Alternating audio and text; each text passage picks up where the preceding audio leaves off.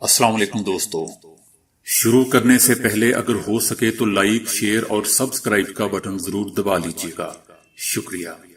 دنیا بھر کی خبروں میں آج آپ سنیں گے کہ سعودی عرب میں کورونا بے قابو ہونے لگا۔ سعودی حکومت نے کہا ہے کہ ہمیں بڑے چیلنج کا سامنا ہے۔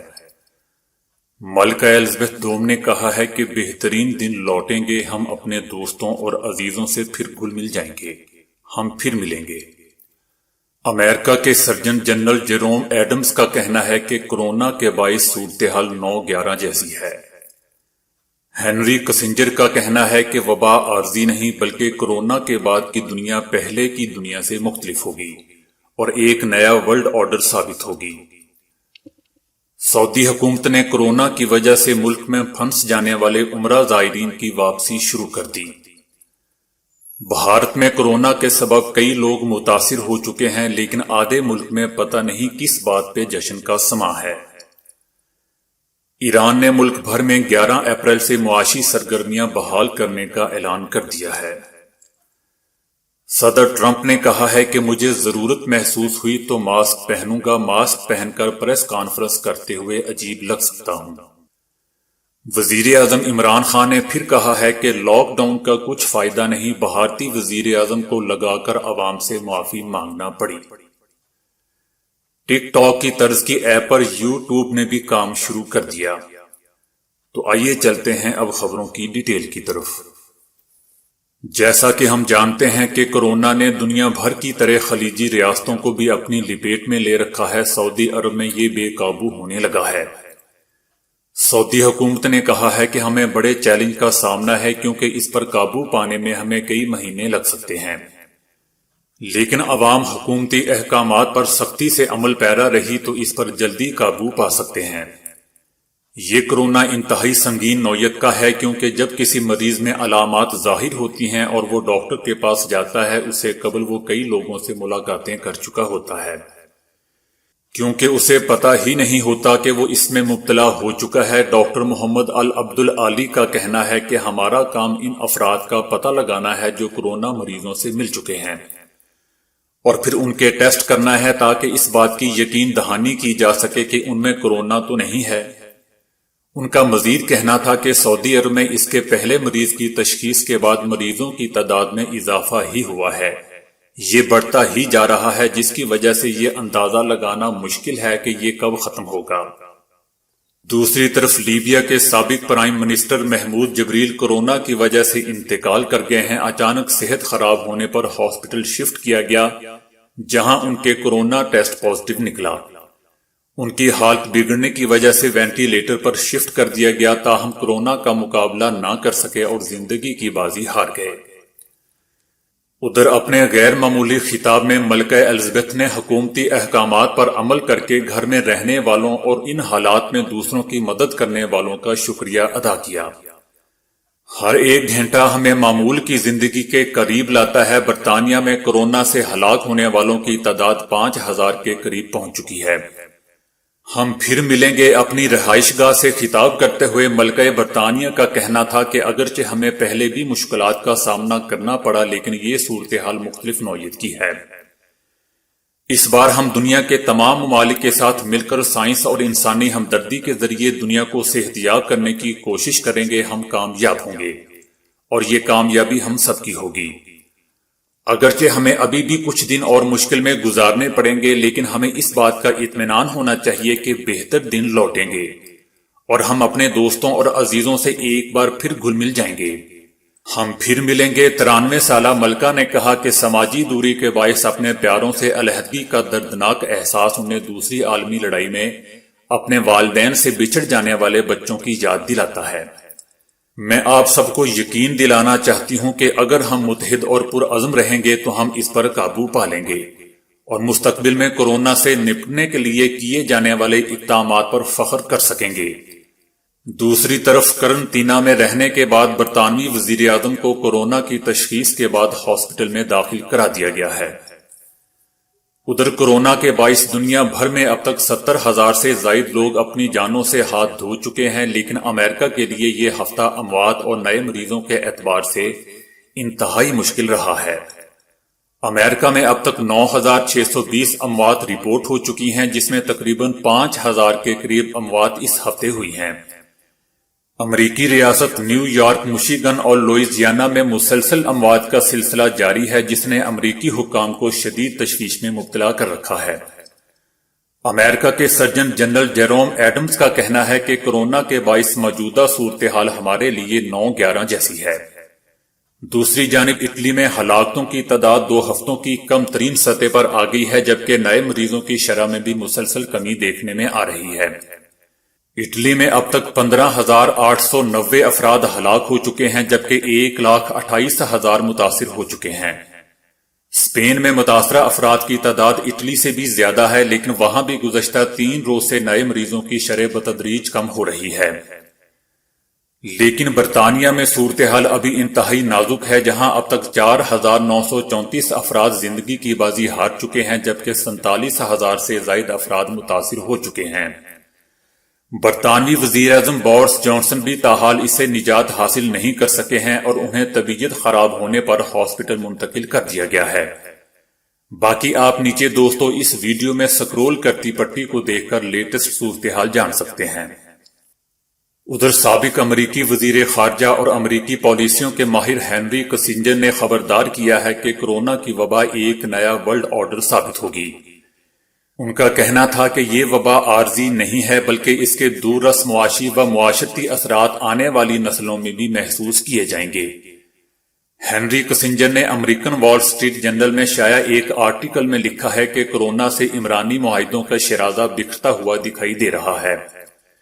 کورونا کے بعد کی دنیا اس سے پہلے کی دنیا سے بالکل مختلف ہوگی، اور میری نگاہ میں کورونا آنے والے دور میں ایک نیا ورلڈ آرڈر ثابت ہوگی۔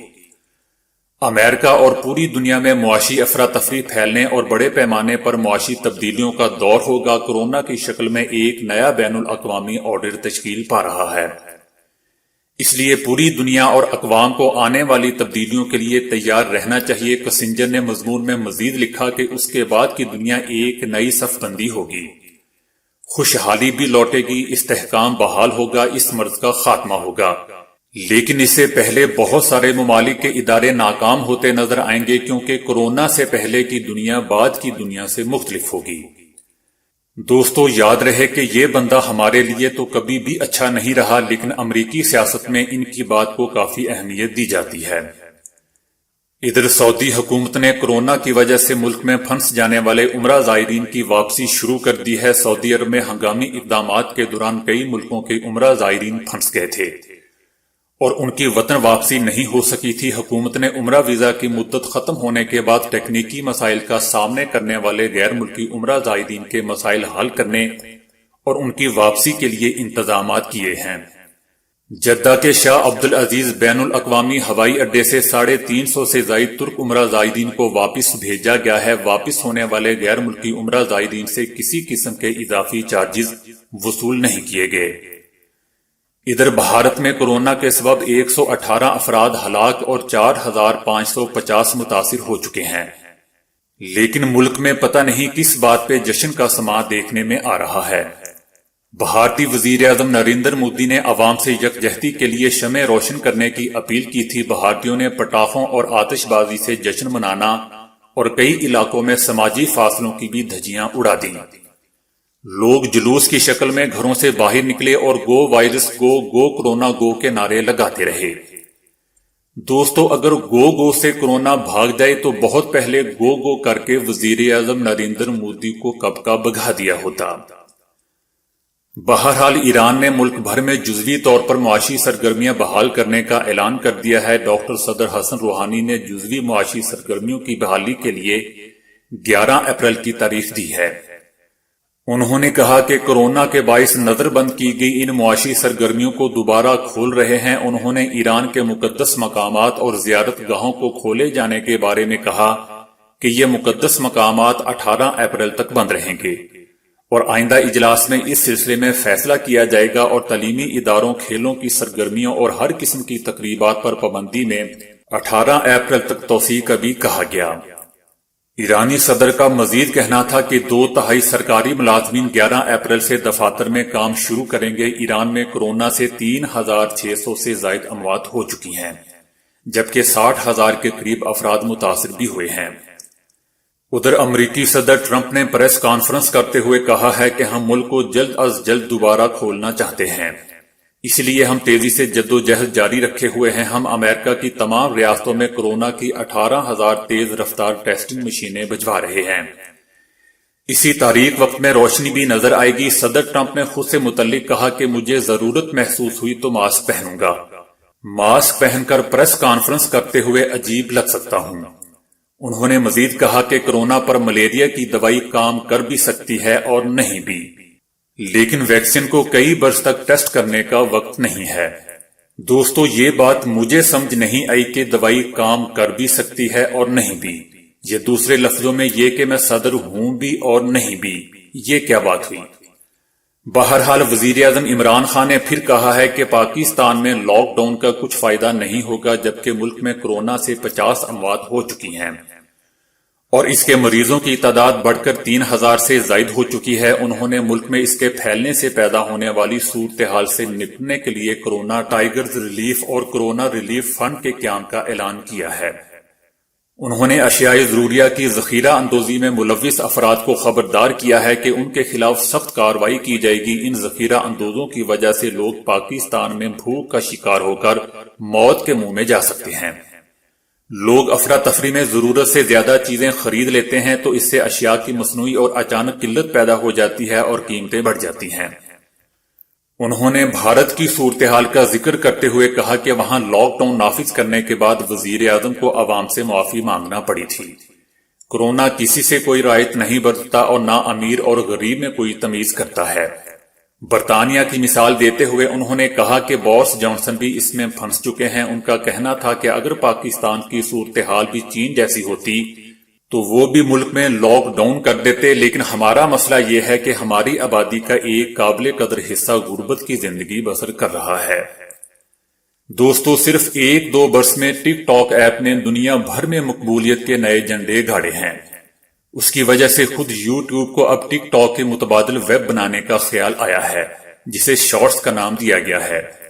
یہ ایپ کامیاب بھی ہو سکتی ہے کیونکہ اس وقت یوٹیوب پر مفت میں دستیاب ویڈیوز کا ایک بڑا ذخیرہ موجود ہے۔ اس طرح یوٹیوب کو ٹک ٹاک پر ہر طرح سے برتری حاصل ہوگی، اسے یوٹیوب ایپ کے ساتھ ہی شامل کیا جائے گا۔ اسی ایپ سے مختصر ویڈیو بنانا ممکن ہو سکے گا۔ دوسری جانب ٹک ٹاک تنازعات کا شکار ہوتی جا رہی ہے۔ امریکی سیاستدانوں نے اس پر تنقید کی ہے اور اسے معاشرے میں ہیجان پھیلانے کی وجہ قرار دیا ہے۔ دوستو، اصل میں وجہ یہ نہیں ہے بلکہ یہ ہے کہ یہ ٹک ٹاک چونکہ چائنا کی ہے، اسی لیے ہر کسی کو اس میں برائیاں نظر آ رہی ہیں، کیونکہ امریکہ کبھی نہیں چاہے گا کہ اس کی سافٹ ویئر میں مونوپلی ختم یا کم ہو۔ بہرحال توقع ہے کہ یوٹیوب سال کے آخر تک شارٹس کو متعارف کروائے گی، لیکن موجودہ لاک ڈاؤن کی صورت میں شاید اسے جلد ہی پیش کیا جا سکتا ہے۔ فیس بک نے بھی ٹک ٹاک جیسی ایپ پیش کرنے کا اعلان کر دیا ہے، جسے لاسو کا نام دیا گیا ہے۔ تو دوستو، آج کے لیے اتنا ہی۔ ویڈیو کو لائک، شیئر اور فالو کرنے کا شکریہ۔